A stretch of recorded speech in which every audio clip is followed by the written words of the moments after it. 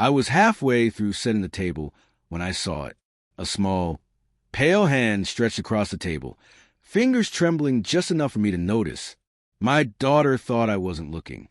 She thought I was still in the kitchen, stirring the soup like I always did, but the reflection in the glass cabinet betrayed her. From where I stood, I saw the tiny, careful movement. Her fingers unscrewing a cap, her eyes darting toward the doorway, her hair falling in front of her face as if she could hide behind it. Then, in one quick motion, she tilted a small bottle over my bowl of soup. Something clear slipped out. 1 drop. 2. 3. My heart stopped. She didn't stir it. She just let it sink and watched it for a second with those wide, dark eyes that used to look at me with trust. Now, they were full of something else. Fear, hesitation, and something even worse, determination. She placed the bottle back into her pocket, lifted her bowl, and took a step away from the table just as I walked in, pretending I saw nothing. "Everything okay, Lily?" I asked, keeping my voice steady. She flinched. "Yeah. Why?" I smiled the way a father smiles when he wants everything to be normal again. "Just asking. You set the table?" "Yeah," she repeated, then added, "I took my bowl already." I glanced at the table. 2 bowls of soup, identical. Same color, same steam, same smell of chicken and herbs. But I knew which one was mine. I knew where I placed it just minutes before. And I knew which one she had leaned over with a shaky hand. The air felt different. Too quiet. Too heavy. For a moment, my hands wouldn't move. Every part of me wanted to scream, to demand she empty her pockets, to grab her shoulders and ask, "What did you do? What did you put in there? Why would you do this to me?" Instead, I forced myself to breathe. "Come sit," I said softly. "Let's eat together." She nodded and sat across from me, clutching her bowl like a shield. I walked calmly to my chair, pulled it out, and before my body even fully sat down, I switched the bowls. I did it in one smooth motion, as if I was just adjusting the table setting. I placed the bowl that had been meant for me in front of her, and I placed the untouched one in front of myself. Her eyes flicked down for a fraction of a second. I saw it, that tiny flash of panic in her gaze, a twitch in her jaw, a small inhale like she was about to say something, but changed her mind. Then she forced a smile. You're finally eating with me again," she said quietly. "That's nice." My chest tightened. She thought I didn't notice. She thought I didn't know. I picked up my spoon and said, "Of course, you're my daughter." And as I lifted the spoon toward my lips, with the safe bowl in front of me, her hand trembled around her own spoon. She was watching closely, waiting. That was the moment I knew. Whatever she had put in my soup, she hadn't done it by mistake. Someone had gotten to her. Someone had turned my own daughter against me. If you had met us a few years ago, you would never have believed this scene. You would have seen a father and daughter laughing in the kitchen, flour on our hands, music playing in the background. You would have seen Lily standing on a chair, stirring cake batter while I pretended not to notice her stealing chocolate chips. Back then, the worst argument we had was about bedtime, but everything changed when her mother left. To be clear, I didn't leave my wife. She didn't exactly leave us either. Life just broke open. My wife, Anna, had always struggled with her health. What started as, "I'm just tired," slowly turned into doctors, tests, whispered conversations in hospital corridors. Then came the big word that destroys routines and smiles. Illness. Not simple, not short-term, long, complicated, scary illness. Lily was only 12 when it got bad. I did everything I could. I drove Anna to treatments, worked extra shifts, cooked, cleaned, tried to be both mother and father at home. But sickness isn't something you can negotiate with. It doesn't care how many nights you stay up begging the universe to be kind. Anna eventually moved in with her mother in a small town an hour away, where someone could watch her full time. The doctor said the environment would be better for her, quieter. Lily wanted to go too, of course. She loved her mother more than anything. We agreed on weekends and holidays.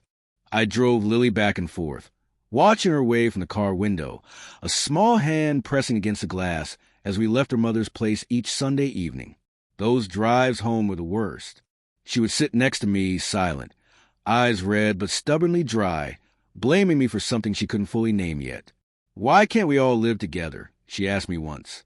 "Because Grandma can help Mom in ways I can't," I replied gently. "She needs special care, Lily." "Then why don't you quit your job and move there too?" she snapped. I swallowed hard. "Because someone has to pay for her treatment, the rent, the food, your school. It's not that simple." "It is simple," she muttered, turning her face toward the window. "You just don't want to." But the real storm didn't start until Anna passed away.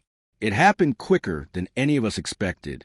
One weekend, I dropped Lily off at her grandmother's, kissed Anna's forehead, and told her I'd see her next Sunday. She squeezed my hand, weak but warm, and whispered, "Take care of her if anything happens." The next call came before Tuesday. I don't remember the drive. I don't remember what I wore, what I said, how long I sat by her bed after she was gone. I only remember Lily screaming.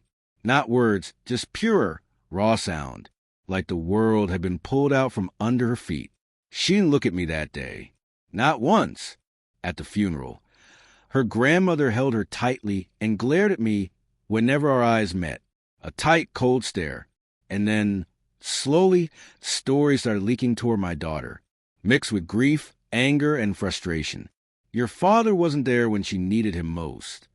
Your father chose work over your mother. Do you know how many nights your mother cried because of him?" I wasn't perfect. I made mistakes. I missed some hospital visits because of work. I fell asleep in chairs instead of staying all night. Sometimes I was angry and tired and snapped at the wrong time, but I never stopped loving them. Lily never asked me for my side. She didn't want explanations. She was 14 now, old enough to hold a grudge, too young to understand real sacrifice. When she finally moved back in with me full-time after the funeral, she didn't come as my daughter. She came as a judge, holding a silent verdict. She stopped talking to me unless necessary, stopped eating with me, stopped laughing. The house turned quiet and cold, like someone had taken the color away. I thought time would fix it. I thought if I stayed patient, if I cooked her favorite meals, showed up for her school events, gave her space, something would melt. I was wrong, because while I was trying to be patient, someone else was feeding her a story where I was a villain, where I had let her mother die, where I had broken a family on purpose. I didn't know all that yet. All I knew was that one evening, months after the funeral, my daughter looked at me across the dinner table and tried to pour something into my soup. We sat facing each other like strangers forced to share a table. The clock ticked too loudly on the wall. The soup between us steamed quietly, innocent and warm. "Eat," I said lightly, stirring my spoon. "You haven't eaten much lately." She shrugged. "I'm not really hungry." "You made me cook this," I reminded her gently. "Chicken soup with extra noodles, just like when you were little." "Yeah, well," she poked at her bowl with her spoon. "Things change." Her words stung, but I didn't show it. Not now. I had a bigger problem. The bottle in her pocket. The strange liquid she had dropped into what was supposed to be my bowl. I watched her hands, the way she avoided looking directly at the food, the way her knee bounced under the table. "Lily," I said, keeping my tone soft, "what's in your pocket?" She froze. "What?" she asked too quickly. I smiled calmly. "You were fidgeting. I thought maybe it was your phone." "It's nothing," she snapped. "Can we not do this?" "Do what?" I asked. "Interrogate me every second," she muttered. "Just eat." She lifted her spoon slowly and watched me from under her eyelashes, as if she wanted to see my reaction before she took a bite herself. So I played along, but on my terms. I lifted my own spoon, the safe soup, and brought it closer to my lips. I let it hover there, close enough for her to think I was about to swallow. Her breathing hitched. Then I paused and said casually, "Actually, let me grab some bread." I set the spoon down, stood up, and walked toward the kitchen. But instead of turning my back, I moved sideways just enough to watch her reflection again. She stared at my bowl, at the safe soup. Confusion crossed her face, then anxiety. Her hand slipped into her pocket. She took out the small bottle, turning it between her fingers like she wasn't sure what to do now. She looked at her own bowl, the one she'd taken from me, then at mine, then toward the kitchen doorway. I took a plate from the counter and made a little extra noise, giving her a false sense of privacy. When I came back, she had made her choice. She had done nothing. My soup stayed clean. Her bowl stayed poisoned. Here, I said, placing the bread on the table. You should eat at least a little. She pressed her lips together. You first? I raised an eyebrow. You think I poisoned the soup or something? I tried to make it sound like a joke, but even to my own ears, it fell flat. Her eyes flared for a second. Why would you say that? Because you're staring at my bowl, I replied. She flinched. No, I'm not. I leaned back in my chair and looked at her directly.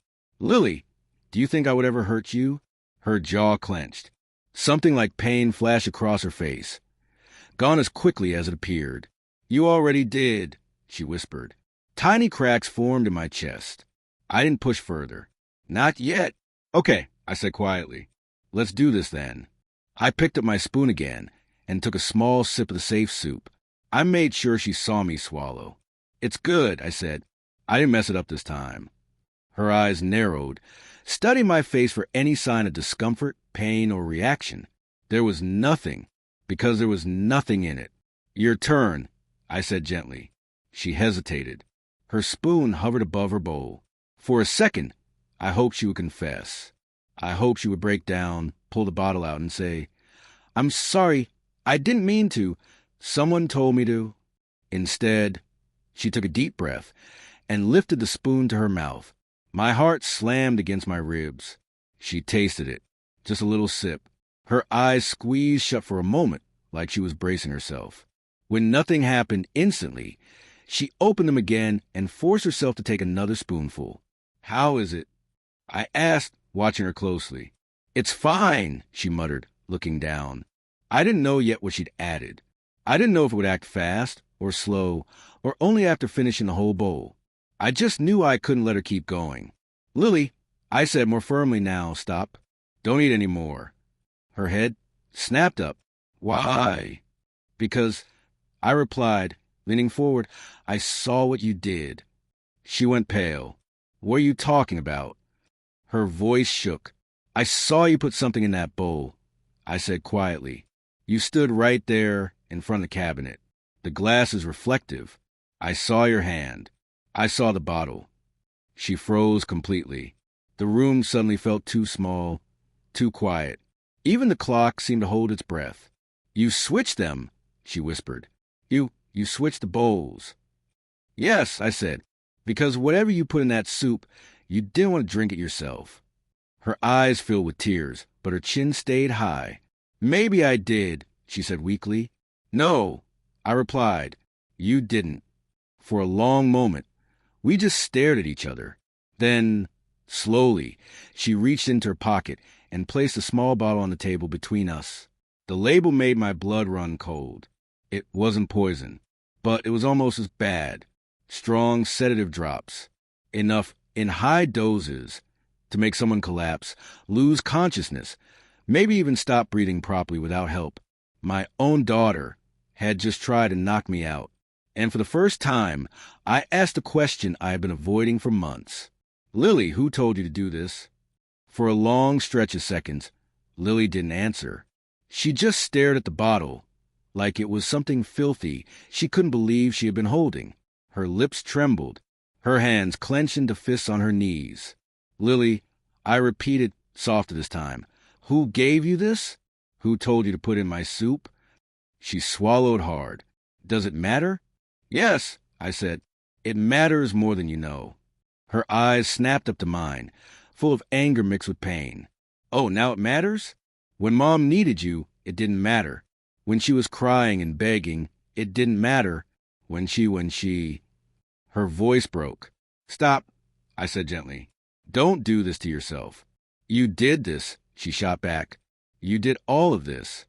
The words hit me like a slap, but I forced myself to stay calm. If I reacted with anger, I'd lose her completely. Lily, I said, tell me what you've been told. I want to hear it from you. No interruptions. No arguments. Just say it. She hesitated, then exhaled slowly, as if letting out months of pressure. Fine, she said. She leaned back in her chair, looked me in the eyes, and began. They told me, she said, voice shaking, that Mom didn't even want to go live with Grandma, that she cried and begged you to let her stay here with us, but you said she was too much trouble, that she was ruining your life. My chest tightened. I never said that. You promised no interruptions, she snapped. I bit my tongue and nodded. You're right. Go on. They told me you weren't at the hospital tonight. She needed you, she continued. That the doctors asked where her husband was, and she just smiled and said, probably working again, like always. They said she looked so small in that bed. They said you chose your job over her, over us. I felt like I couldn't breathe, but I stayed silent. They told me, she went on, voice gaining strength now, that Mom wanted to come back home, but you were already moving on, that you said it would be easier if she stayed away so you didn't have to deal with anything. They said you only visited when it was convenient, that you didn't hold her hand when she left. Tears spilled down her cheeks now, but she kept going, like she had been waiting months to pour this out. They told me Mom cried every night because of you, that she regretted trusting you, that she talked about leaving you but stayed because of me. They said you controlled the money and didn't pay for the best treatments, that you always chose the cheapest hospital, the cheapest medicine. They said she deserved better, that we did. Her voice dropped to a whisper. They said you killed her slowly with your selfishness. The words hung in the air like smoke. I closed my eyes for a moment, not because what she said was true, but because someone had carefully, deliberately crafted that story for her. Someone had taken every hard choice, every sacrifice, every compromise I had made, and twisted it into a weapon. Who? I asked quietly. Told you all that? She wiped her tears angrily. Grandma, Aunt Mira, and Mom's friend, Lena. They all said the same things. They all saw how you treated her. They were there when you weren't. They told me the truth you never would. I nodded slowly. Of course. Anna's mother, my former mother-in-law. Mira, her sister. Lena, her closest friend. A circle of grief and anger with a single easy target. Me. Okay, I said. Thank you for telling me. That's it, she snapped. You're not even going to deny it? I will, I said calmly. But not by shouting. Not by calling them names. You loved your mother. So did I. We're both hurting. But only one of us is being asked to carry the blame. Silence fell again. Lily, I continued. When did they give you that bottle? Her eyes flicked to it. A few weeks ago. Who handed it to you? She hesitated. Grandma. A piece of my heart crumbled. She said, Lily added, voice trembling, that you sleep too comfortably, that you live like nothing happened, that Mom died, and you just continued. She said, sometimes people like you need to be scared to understand what they did. She said if you woke up on the floor, confused, maybe with the ambulance around, maybe then you'd feel a little of what Mom felt. Helpless. Afraid. I felt sick. She told you put enough in to make me collapse? I asked quietly. She said not enough to do anything permanent, Lily whispered. Just enough so you'd be forced to go to the hospital. So you'd feel like your body isn't yours anymore. Like Mom did. Tears blurred my vision. Did you want to do it? I asked gently. Or did you feel like you had to? She hesitated for a long time. I wanted you to pay, she admitted. I wanted you to feel scared for once. To not be in control. To not act like everything's normal. I wanted to see you be the one on the ground instead of Mom. I wanted to look at you and think, now you know what you did. Her honesty hurt more than any insult. But when you switched the bowls, she added, voice breaking, and you said I'm your daughter, I froze. I didn't know what to do. I thought, maybe, if you really were as cruel as they said, you'd let me drink it, just to prove a point. But you didn't. You protected me. She swallowed, and that made everything worse. Because if you were really a monster, why would you do that? I took a deep breath, feeling the weight of years on my shoulders. Lily, I said softly, do you want to know what really happened to your mother? All of it. The parts that hurt me too. The parts that don't make anyone look like a hero, not even her. She stared at me with red eyes, caught between anger and curiosity. Will it change anything? She whispered. It might, I replied. Or it might just help you sleep better. Either way, you deserve the truth. From the one person who was there every step of the way. She looked at the bottle again. Then, slowly, she nodded. I didn't rush.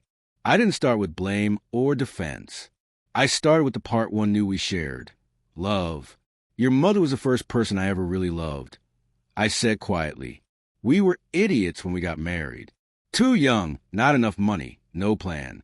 Just two stubborn kids who thought love would fix everything. A tiny, unwilling smile appeared at the corner of Lily's mouth. She knew this part. She'd heard some of it from her mother on better days. We had you two soon, according to everyone around us. I continued. But to us, you were the only thing we did right. You were the proof that we had done at least one thing that was unquestionably good. I smiled faintly. You used to chew on my watch when you were a baby. I still have the bite marks on the strap. She blinked, surprised. You still have it? I do, I said. It's in the drawer beside my bed. She looked away, trying to hide the way that detail softened her for a second. The truth is, I went on. I wasn't always a good husband. I made mistakes. I worked too much. I snapped when I shouldn't have. I didn't always know how to comfort your mom when she was scared. Sometimes I tried to fix things instead of just listening. I paused and met her eyes. But I never stopped loving her. Not for a single day. And I never, ever chose money over her on purpose. I chose money because without it, there would be no treatment, no medicine, no roof over our heads. That's not romantic, but it's real.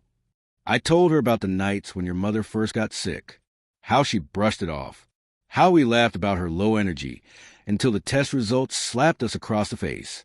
I remember the doctor's words. He said we'd need a long-term plan, that some treatments would be harsh, that she'd be in and out of the hospital. We had two choices: switch to a cheaper place and risk delays and chaos, or pay more for a better clinic. I took a breath. I chose the better clinic. But to do that, I had to take on more work. Overtime, side jobs, anything. She said you were never home, Lily muttered. She was right. I nodded. I wasn't. I was in offices, warehouses, meeting rooms. I was in traffic. I was in bank branches renegotiating loans.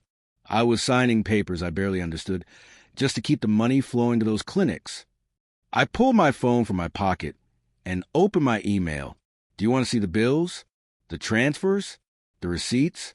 I kept everything. Not to prove anything to anyone, but because I was terrified I'd miss a payment and they'd refuse her treatment. Lily's eyes flicked to the screen, then back to my face. Grandma said you chose the cheapest option. She doesn't know what those treatments really cost. I replied. She just knows I said no when she demanded experimental clinics abroad that we had no way to afford. I sat with a financial advisor once, quietly, without telling anyone. He showed me the numbers. If I tried to pay for one of those foreign clinics, we would have lost the house in 6 months. You and your mother both would have been homeless, and the treatment still wouldn't have guaranteed anything. I swallowed hard. So I made the ugliest decision of my life. I chose the good clinic we could barely afford instead of the miracle we definitely couldn't. And I've been punished for that choice ever since. Lily looked down, her fingers twisting the edge of her sleeve. What about the night she died? She whispered. I closed my eyes for a moment. That night was carved into my memory. I was there, I said, despite what they told you.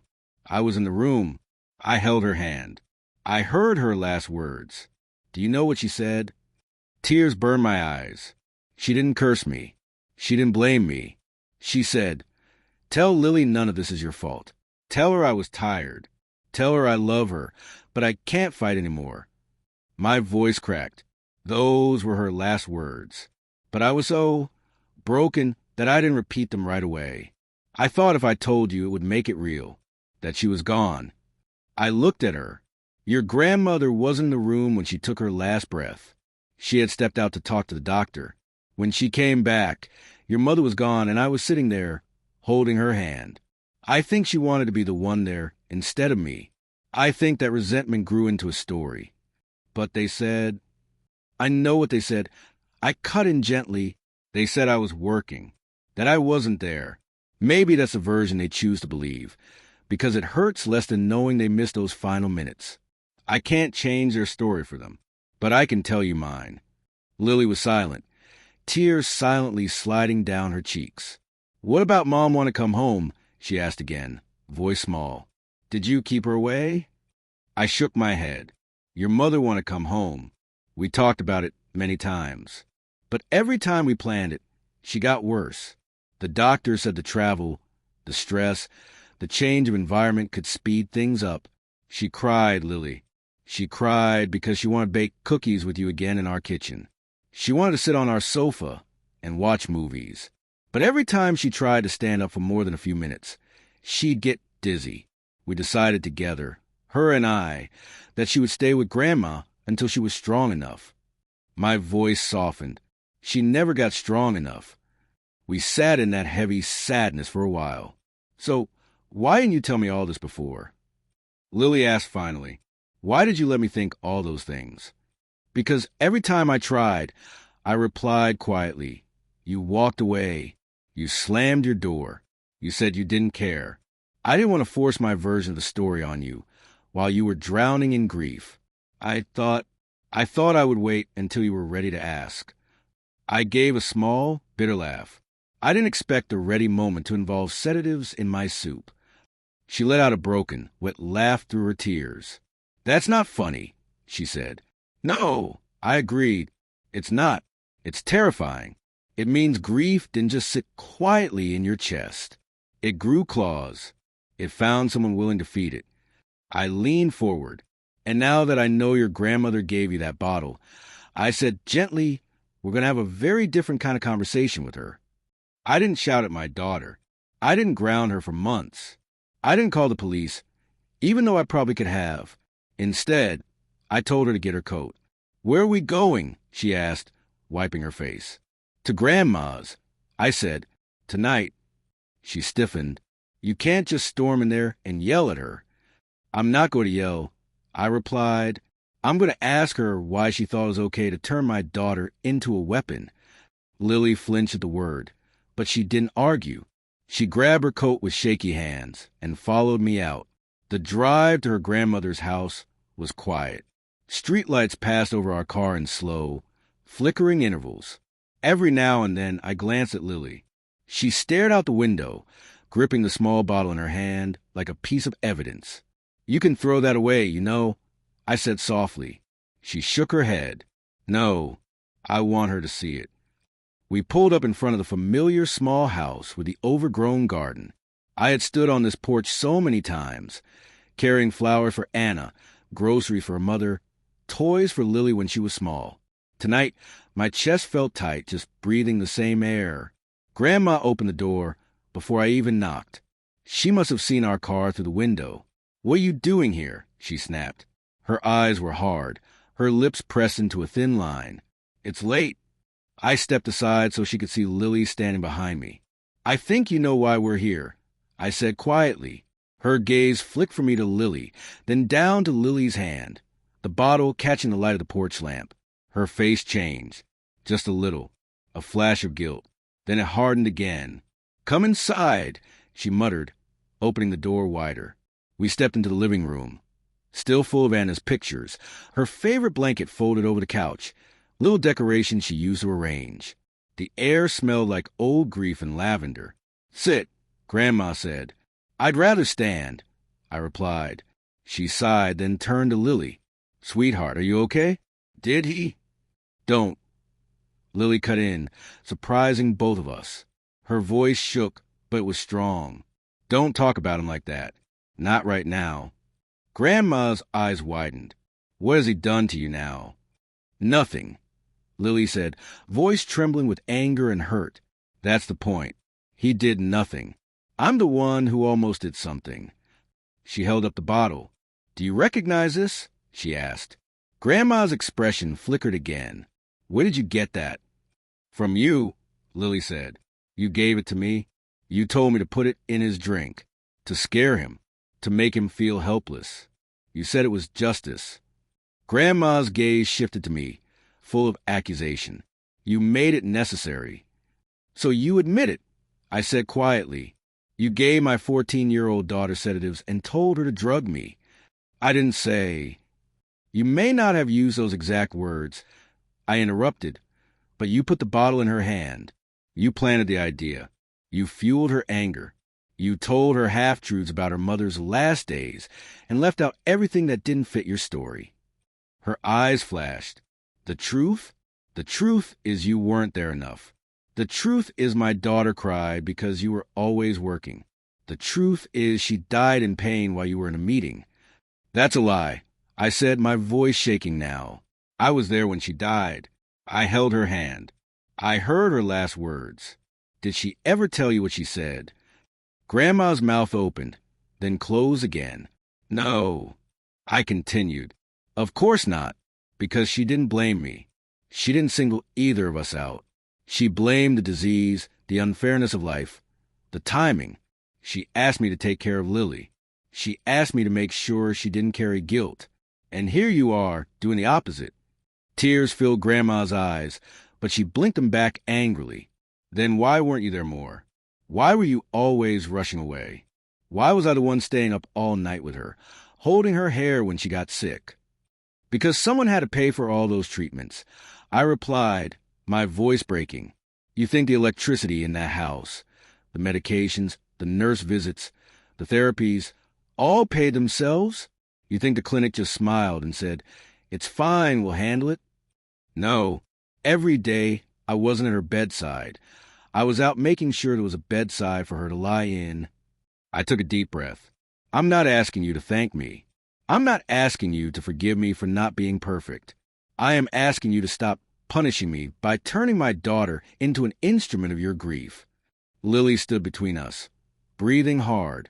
Grandma, she whispered, did you really want something bad to happen to him? Grandma's shoulders sagged. For the first time, she looked old, tired, small. I wanted him to understand, she said quietly. I wanted him to feel helpless, to feel like time was slipping away and there was nothing he could do. I wanted him to taste just a little of what your mother went through. So you used me? Lily's voice cracked. You used me to do it? I thought you were old enough to see him clearly, Grandma replied weakly, to see what he really is. I thought if you saw him suffer, you'd stop thinking of him as some kind of hero. I never thought he was a hero, Lily said. I thought he was a coward. I thought he abandoned Mom, because that's what you told me. Silence fell. And now? Grandma asked quietly. Lily looked at me, then back at her. Now I don't know, she whispered. But I know this. He switched the bowls. He'd rather risk himself than let me take a chance on something I didn't understand. Whatever else he's done or hasn't done, that wasn't the action of a monster. I swallowed hard. Lily! Grandma tried again. He's manipulating you. No, Lily said sharply. That's what you did. You took a broken, grieving girl and filled her with hate. You made me believe that the only way to honor Mom was to hurt him. Her voice dropped to a whisper. Do you know how that feels?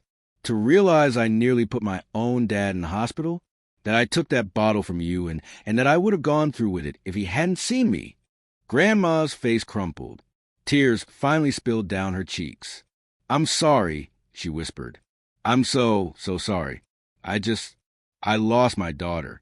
And every time I saw him breathing, working, moving on, it felt like the universe was mocking me.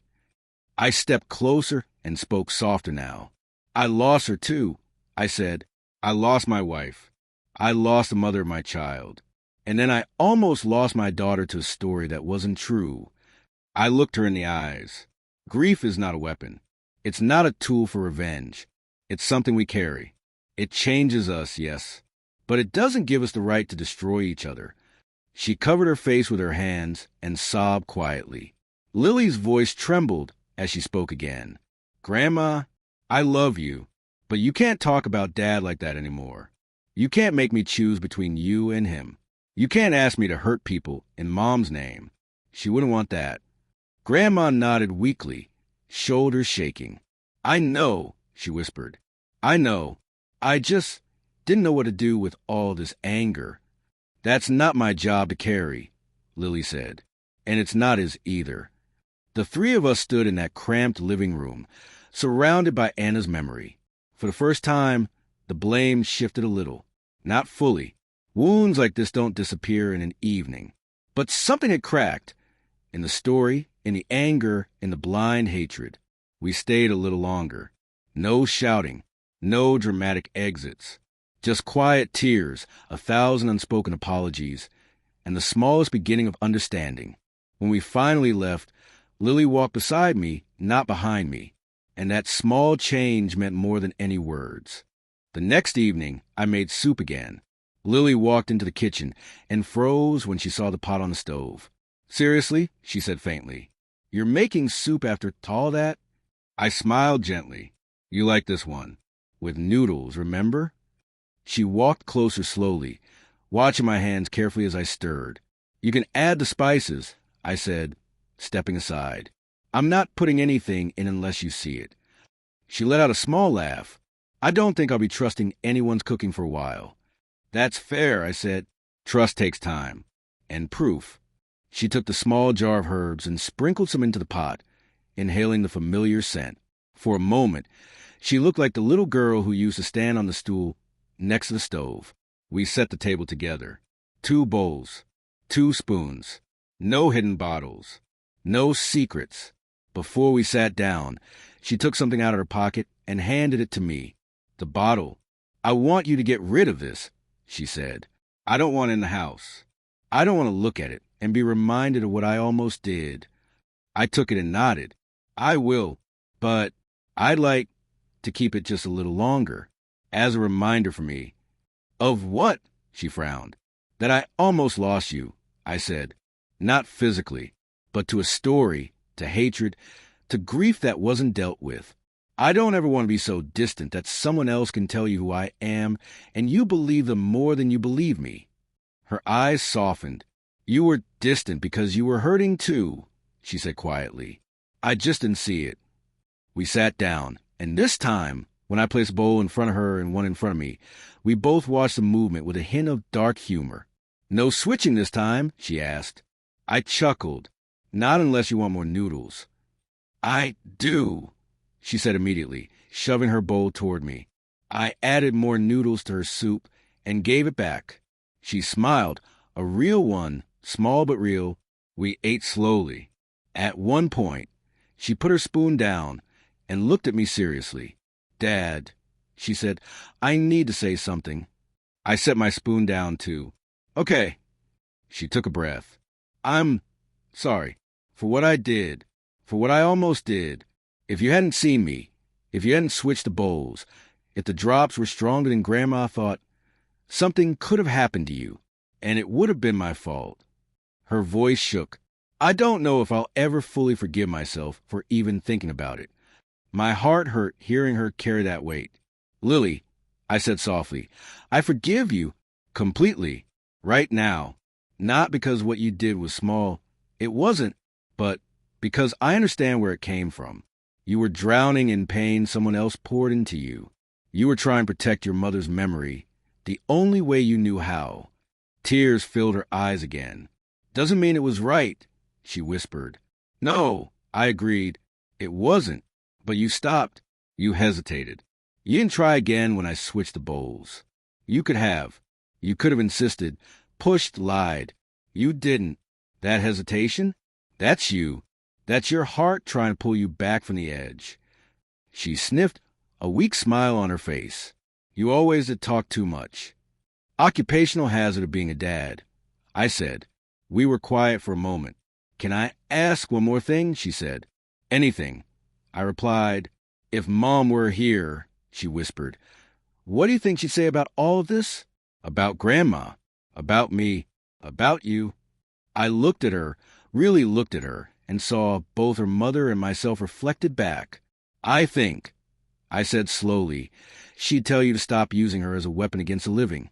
I think she'd tell your grandmother to deal with her grief in a therapist's office instead of in your heart. I think she'd tell me to stop trying to carry everything alone. And I think she'd tell you. I paused, swallowing the lump in my throat. That she loves you. That nothing you thought or almost did changes that. That she doesn't want you to live the rest of your life in a courtroom in your head, judging everyone who survived her. A single tear slid down Lily's cheek. I miss her, she whispered. Me too, I said, every day. And I don't know how to stop being angry. That'll take time, I replied. Anger is easier than sadness. It feels like control, but it burns you from the inside if you hold on to it too long. She nodded slowly. Can we talk about her more? Lily asked, not just the hospital stuff, the good times, the stupid stories. I feel like if we don't, she's going to become just this tragedy we orbit around. I smiled, my chest tightening with both sorrow and relief. I'd love that, I said. We can make a ritual. Once a week, once a month. Mom's story night. You tell one, I tell one. We remember her as a person, not just a patient. Okay, she whispered. I like that. We finished our soup. It didn't fix everything. It didn't erase the bottle, the plan, the lies, but it was a start. And sometimes a quiet dinner where no one is being poisoned, literally or emotionally, is more powerful than any dramatic confrontation. Looking back now, that moment, the moment I quietly switched the bowls, changed more than just who drank which soup. It changed the story. If I had exploded in anger, grabbed the bottle, shouted at my daughter, cut off her grandmother forever, I would have added fuel to a fire that was already burning inside her. I would have confirmed every story they had told her about me. Impulsive, selfish, cruel. Instead, I chose something harder.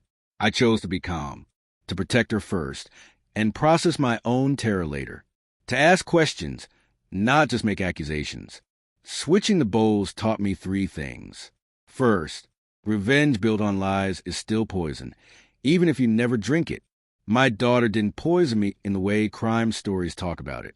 She fed a plan that had been planted in her by someone else, someone who was hurting, but that plan was still poison. Not just for me, but for her relationship with herself, with her mother's memory, with the world. Second, grief can turn good people into villains in someone else's story. Your grandmother loved your mother deeply, but that love, twisted by grief and anger, made her forget where the line was. She didn't see you as a child who needed healing. She saw you as a tool to hurt me. In her mind, it was justice. In reality, it was just another wound. Third, silence is dangerous. I thought I was being gentle by staying quiet, by not forcing my version of events on Lily. I thought time would soften her anger. Instead, my silence left an empty space, and someone else filled it with accusations. If I had spoken sooner, not in self-defense, but in honest vulnerability, maybe the bottle would never have appeared in her hand. I can't change what happened. I can't erase the image of her small fingers hovering over my soup. I can't unhear the story she believed, the pain in her voice when she said, "You killed her slowly." But I can choose what happens next. Now our house has new rules, not written on paper, written in how we live. We talk, even when it's uncomfortable. We check our stories. Who told you that? Were they there? What might they be feeling? We remember Anna not as a saint or a victim, but as a full person. Someone who laughed loudly, loved deeply, and sometimes made mistakes too. Lily still goes to see her grandmother. I didn't cut that tie, but there are boundaries now. Clear ones. No more bottles. No more whispered revenge. If Grandma wants to talk about me, she does it in front of both of us. Not just in Lily's ear. Therapy helped. Not overnight. Not magically. But slowly. It gave us tools to hold grief without letting it turn into a weapon. And sometimes, on quiet nights, Lily still stares at her bowl before taking the first bite. I can see the memory flicker across her face. But then she looks up at me, and I see something new there. Not blind trust. That would be unrealistic. But cautious, growing trust. The kind that's been tested. If you're listening to this and you've ever been in Lily's position, angry, grieving, filled with stories about a villain in your life, I hope you hear this part clearly. Before you become someone's weapon, ask yourself who is handing you the target. And if you've ever been in my position, blamed, judged, painted as a monster in someone else's grief, I hope you hear this too. Sometimes the most powerful thing you can do is not to fight fire with fire, but to quietly switch the bowls. Protect the person in front of you, even when they're the one holding the bottle. Then speak the truth firmly, calmly, and completely. Revenge feels satisfying for a moment, but understanding? Understanding is what lets people sit at the same table again. I saw my daughter slip something into my soup. I quietly switched bowls. And in doing so, I didn't just save myself from a sedative. I saved both of us from a future built on hate instead of healing.